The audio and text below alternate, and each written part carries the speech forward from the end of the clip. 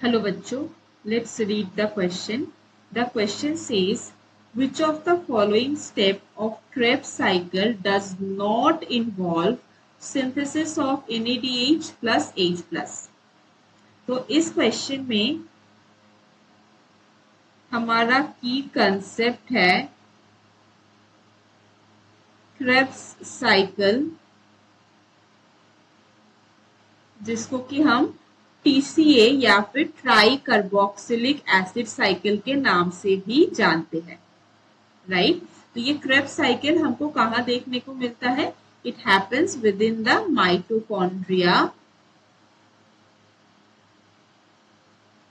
Of the cell. अब Krebs cycle में हमको मल्टीपल स्टेप्स देखने को मिलता है। तो एकदम बिगिनिंग में it starts with acetyl CoA और ऑक्सालो एसिटेट, राइट। तो there is oxalo acetate condensing with acetyl CoA। ये एसिटाइल CoA कहाँ से बनता है? ये आता है ग्लाइकोलिसिस में जो पाइरुविक एसिड बनता है, वहां से ये एसिटाइल CoA प्रिपेयर होता है। तो इनके कंडेंसेशन से मिलता है साइट्रेट।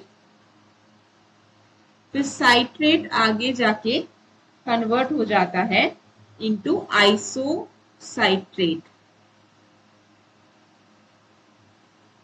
आइसोसाइट्रेट उसके बाद next with the help of the enzyme isocitrate dehydrogenase is converted into alpha ketoglutarate.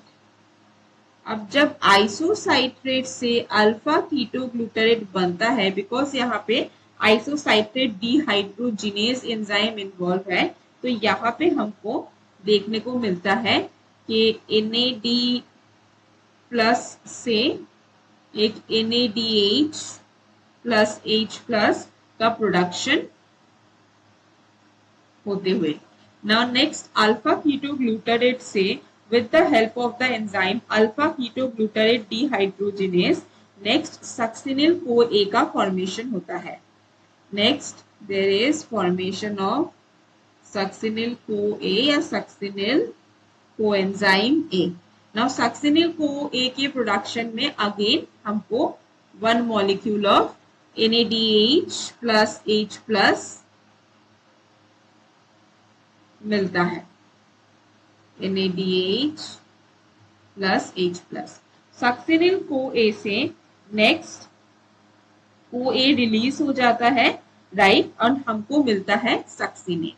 Now succinyl CoA से CoA will be released outside and हमको मिलता है सक्सिनेट। सक्सिनेट से नेक्स्ट हमको मिलता है फ्यूमरेट। अब सक्सिनेट से फ्यूमरेट बनने में कोई भी NADH का प्रोडक्शन नहीं होता, बल्कि यहाँ पे हमको मिलता है FAD से FADH2, राइट। नेक्स्ट फ्यूमरेट से आगे जाके by the help of the enzyme fumarase हमको मिलता है मैलेट। यहाँ पे वाटर का इनटेक होता है एंड देन मैलेट आगे जाके फॉर्म करता है oxaloacetate by the enzyme malate dehydrogenase and again यहाँ पे हमको देखने को मिलता है production of NADH plus H plus. तो मतलब हमको यहाँ पे 3 स्टेप में NADH प्लस H प्लस का प्रोडक्शन देखने को मिल रहा है। जब अल्फा कीटोग्लूटारेट से सक्सिनिल CoA बन रहा है, जब साइट्रेट या आइसोसाइट्रेट से अल्फा कीटोग्लूटारेट A मिल रहा है, और जब मैलेट से ऑक्सालो एसिटेट का फॉर्मेशन होता है। तो इस पूरे साइकिल को हम बोलते हैं क्रेब्स साइकिल। तो अब ऑप्शंस को देखते हैं। पहला ऑप्शन में बोला जा रहा है साइट्रेट टू अल्फा कीटोग्लूटारेट।